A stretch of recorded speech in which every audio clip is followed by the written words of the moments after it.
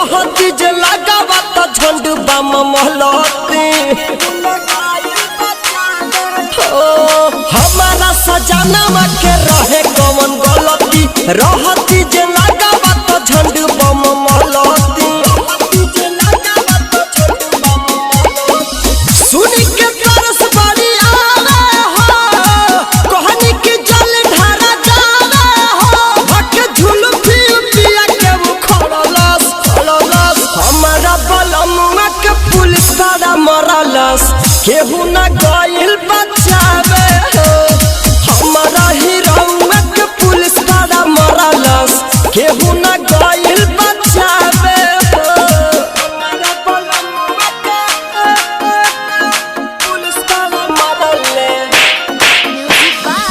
केहू ना गइल बचावे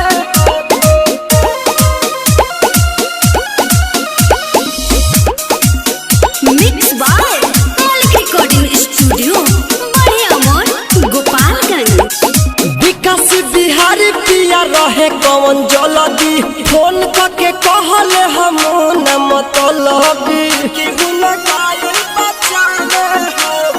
विकास बिहारी पिया रहे कौन जल्दी फोन करके कहले हम न मतलबी